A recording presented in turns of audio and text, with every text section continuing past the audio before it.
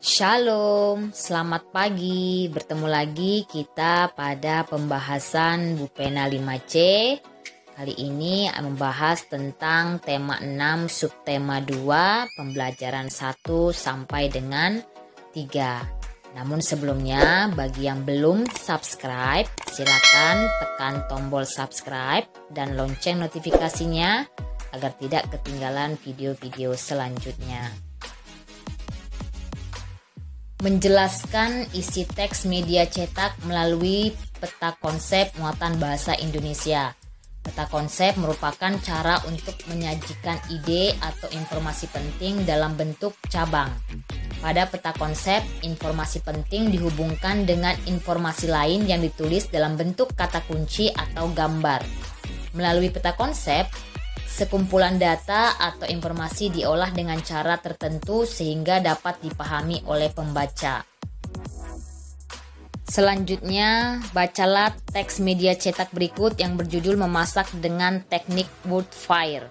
Nah, kalian bisa membacanya sendiri di rumah. Nah, kemudian kita akan membahas soal dari buku cetak Bupena halaman 32 nomor 1 sampai dengan nomor 2. Tuliskan informasi penting beserta kata kunci yang terdapat dalam setiap paragraf pada teks tersebut. Paragraf yang pertama, informasinya adalah wood fire merupakan salah satu cara memasak makanan dalam tungku besar. Tungku besar terbuat dari batu bata merah yang di bagian dalamnya terdapat kayu bakar menyala. Kayu yang digunakan untuk pembakaran adalah kayu pohon rambutan yang sudah kering dan tidak bergetah. Kata kunci paragraf pertama adalah wood fire dan tungku besar. Informasi penting pada paragraf yang kedua adalah panas yang dihasilkan oleh teknik wood fire dapat membuat aroma makanan terasa lebih lezat. Menurut salah satu koki eksekutif internasional, Jacob Burrell, memasak dengan menggunakan teknik wood fire dapat menghasilkan aroma yang khas dan kematangan makanan yang pas.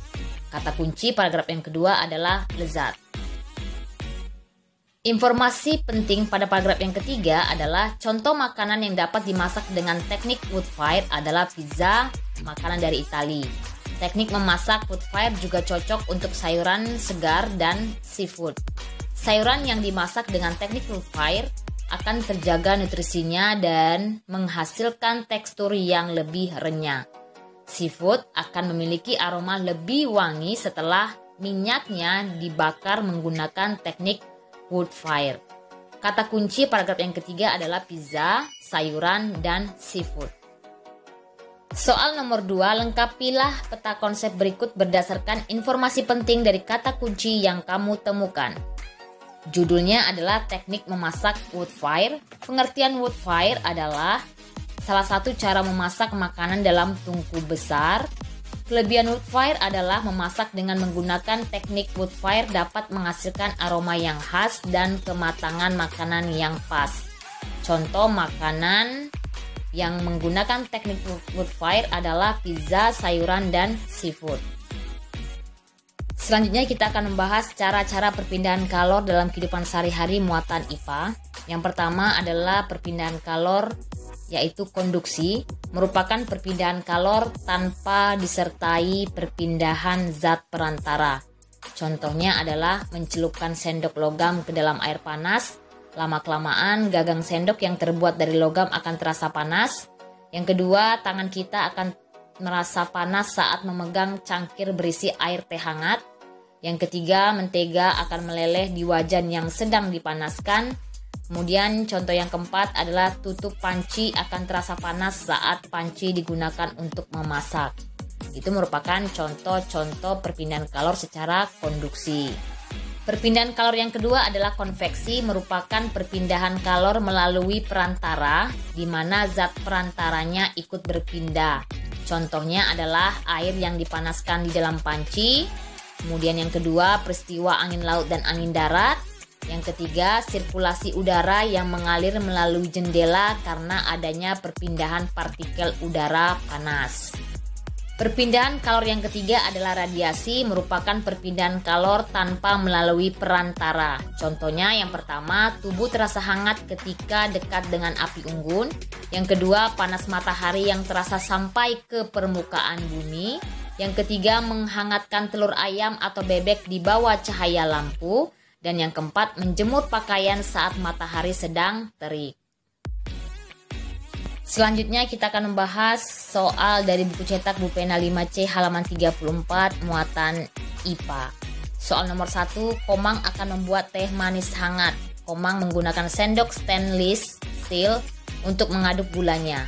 Saat mengaduk, jari Komang yang bersentuhan dengan gagang sendok terasa hangat. Pertanyaan yang A, mengapa jari tangan Komang terasa hangat?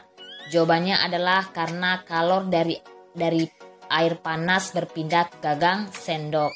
Yang B, apa nama cara perpindahan kalor yang dialami oleh Komang? Jawabannya adalah konduksi. Yang C, tuliskan dua benda lain yang memiliki sifat yang sama seperti sendok stainless steel. Jawabannya adalah cangkir dan tutup panci. Soal nomor 2, A, deskripsikan dengan singkat tentang konveksi. Konveksi merupakan perpindahan kalor melalui perantara di mana zat perantaranya ikut berpindah. Soal yang B, buatlah skema perbedaan angin darat dan angin laut. Perbedaan angin darat dan angin laut adalah pengertian angin darat adalah angin yang berpindah dari darat ke laut, sedangkan angin laut adalah angin yang berpindah dari laut ke darat. Waktu terjadinya angin darat adalah terjadi pada malam hari, sedangkan angin laut terjadinya pada siang hari. Masih lanjutan pembahasan soal Bu Pena 5C halaman 34 muatan IPA. Soal nomor 3, perhatikan peristiwa berikut. Di situ ada gambar es krim yang diletakkan di ruangan terbuka. Pertanyaan yang A, mengapa es krim meleleh? Jawabannya adalah karena terjadi perpindahan kalor dari panas matahari. Yang B, apa nama cara perpindahan kalor pada peristiwa tersebut? Jawabannya adalah radiasi. Yang C, tuliskan dua contoh lain peristiwa perpindahan kalor seperti dalam gambar. Jawabannya adalah tubuh terasa hangat ketika dekat dengan api dan menjemur pakaian saat matahari sedang terik. Selanjutnya soal nomor 4, Dedi dan teman-teman mengamati kemampuan beberapa benda dalam menghantarkan panas. Mereka mencelupkan benda-benda tersebut ke dalam cangkir berisi air panas. Setelah itu menghitung waktu untuk melihat apakah benda akan terasa panas atau tidak selama 5 menit. Nah, di situ di buku cetak kalian itu ada tabel kemampuan dalam menghantarkan panas. Soal yang A adalah berdasarkan tabel tersebut, bantulah Dedi dan teman-temannya untuk menjawab pertanyaan berikut. Benda apakah yang paling cepat terasa panas? Kalau dilihat dari tabel, jawabannya adalah sendok aluminium dan kawat besi. Soal nomor B, benda apakah yang tidak terasa panas sampai akhir pengamatan? Jawabannya adalah ranting pohon dan plastik, sendok plastik ya. Soal C, apa nama cara perpindahan panas yang terjadi dalam percobaan tersebut? Jawabannya adalah perpindahan panas secara konduksi, yaitu perpindahan kalor tanpa disertai perpindahan zat perantara. Soal yang D, berdasarkan percobaan tersebut, apa kesimpulanmu? Kesimpulannya adalah sendok aluminium dan kawat besi merupakan kedua benda yang mengalami perpindahan kalor secara konduksi. Kita masuk ke materi selanjutnya, yaitu tentang membuat kesimpulan isi teks media cetak muatan bahasa Indonesia. Kesimpulan dibuat dengan cara mengambil intisari dari informasi teks berdasarkan apa yang telah diuraikan melalui poin-poin atau peta konsep. Selain itu, kamu juga perlu memperhatikan pemilihan kata dan ejaan yang kamu gunakan saat membuat kesimpulan. Agar lebih paham, kita akan berlatih membuat kesimpulan isi teks media cetak. Silakan dibaca teks media cetak yang berjudul Salju di Wilayah Indonesia. Pertanyaan yang pertama, catatlah informasi penting dan kata kunci dari setiap paragraf pada teks tersebut. Berdasarkan informasi yang kamu peroleh, buatlah peta konsep mengenai isi teks Salju di Wilayah Indonesia tersebut. Berikut ini ada peta konsep. Judulnya adalah Salju di Wilayah Indonesia. Informasi yang pertama, penyebab terjadinya salju adalah salju berawal dari kumpulan uap air di bumi yang mendingin, kemudian menggumpal menjadi awan. Suhu udara yang sangat dingin membuat proses pembekuan air semakin cepat dan terjadi pelepasan kalor. Kemudian negara-negara yang memiliki salju atau mengalami salju adalah Swiss, Selandia Baru, Norwegia, dan Alaska. Sedangkan di wilayah Indonesia yang memiliki salju yaitu di puncak pegunungan Jayawijaya di Papua. Soal nomor 2, tuliskan sebuah kesimpulan dari peta pikiran tersebut. Kesimpulannya adalah salju berawal dari kumpulan uap air di bumi yang mendingin, kemudian menggumpal menjadi awan. Terjadi pelepasan kalor pada proses pembekuan air sehingga terbentuk kristal es atau salju. Wilayah yang memiliki salju adalah beriklim subtropis. Wilayah di Indonesia yang memiliki salju misalnya puncak pegunungan Jayawijaya di Papua. Kita lanjutkan lagi ke materi pola lantai dalam tarian daerah muatan SPDP. Pola lantai merupakan garis yang membentuk formasi penari saat melakukan gerak tari. Ada 2 pola dasar dalam pola lantai. Yang pertama adalah pola lantai lurus seperti pola lantai horizontal, vertikal, diagonal, segitiga, dan zigzag. Nah, di sini ada contoh pola lantai tari topeng, yaitu pola lantai vertikal yang berasal dari Jawa Timur. Kemudian di sini juga ada contoh tari pendet menggunakan pola lantai diagonal saat menari. Tari pendet itu berasal dari Bali. Selanjutnya pembahasan Bu Pena halaman 38 muatan SBDP. Soal yang pertama, gambarkan 3 pola lantai dalam tarian daerah Indonesia. Berilah nama tarian pada setiap pola lantai tersebut. Di situ sudah ada contoh gambar pola lantai tari topeng, yaitu pola lantai vertikal. Yang kedua, pola lantai horizontal, yaitu contohnya adalah tari saman. Kemudian yang ketiga, tari pendek menggunakan pola lantai diagonal. Soal nomor 2, tuliskan nama tarian dan asal daerahnya sesuai gambar tersebut. A. Nama tarian pada gambar tersebut adalah tari saman. Asal daerah Aceh, pola lantai adalah horizontal. B. Nama tarian tersebut adalah tari kecak, berasal dari daerah Bali. Pola lantai yang digunakan adalah lingkaran. Menjelaskan isi teks media cetak melalui pokok pikiran muatan bahasa Indonesia. Pokok pikiran terdapat di dalam setiap paragraf pada teks yang disajikan. Umumnya, pokok pikiran di dalam suatu paragraf terkandung dalam kalimat pokok atau kalimat utama yang berada di awal paragraf. Dengan mengetahui pokok pikiran setiap paragraf, kamu dapat menjelaskan isi teks media cetak menggunakan bahasamu sendiri. Agar lebih jelasnya, bacalah teks media cetak yang berjudul Rumah Iglo untuk menjelaskan isi teks media cetak melalui pokok pikiran.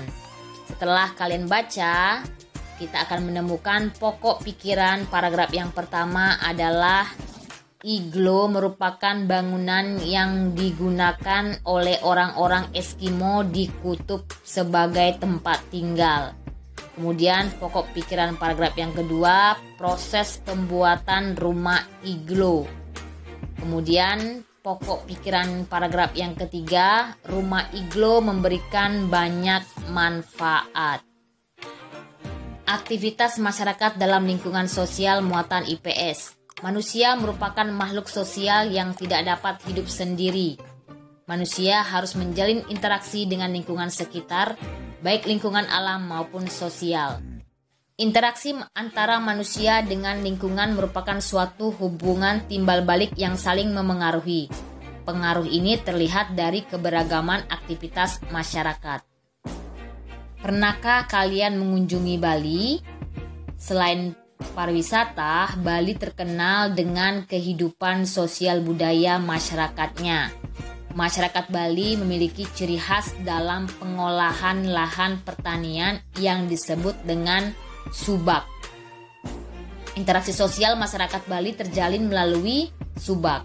Setiap bulan, warga mengadakan pertemuan untuk memusyawarahkan tahapan kegiatan pertanian, pemilihan jenis padi, hingga waktu penanaman padi yang tepat.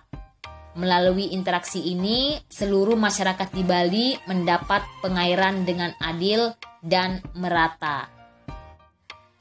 Setiap warga masyarakat memiliki kewajiban, tanggung jawab, dan hak. Kewajiban adalah sesuatu yang harus dilakukan oleh seseorang. Jika ingin memperoleh hak, kewajiban harus dilaksanakan terlebih dahulu. Sedangkan tanggung jawab adalah sikap menyadari dan siap melaksanakan tugas dan kewajiban yang dimiliki. Hak adalah segala sesuatu yang diperoleh manusia sejak lahir dan penggunaannya tergantung pada peran yang dimiliki. Nah, berikut ini adalah gambar anak sekolah yang sedang berkemah, sedang berada di depan api unggun. Mendapatkan rasa hangat dari api unggun adalah hak siswa. Sebagai kewajiban dan rasa tanggung jawabnya, semua siswa harus berbagi tempat dan tidak terlalu dekat dengan api unggun. Contoh kewajiban adalah kewajiban belajar bagi siswa, menjaga pelestarian laut bagi nelayan dan wisatawan, memberi pupuk atau air pada tanaman bagi petani. Sedangkan contoh tanggung jawab mengerjakan tugas dari sekolah, mengatur waktu menangkap ikan bagi nelayan, tidak menggunakan pupuk secara berlebihan bagi petani. Contoh hak adalah mendapatkan pelajaran bagi siswa, menangkap ikan bagi nelayan, dan mengolah hasil panen bagi petani. Demikianlah pembahasan dan juga penjelasan tema 6 subtema 2 kita pada hari ini. Terima kasih. Selamat belajar. Shalom.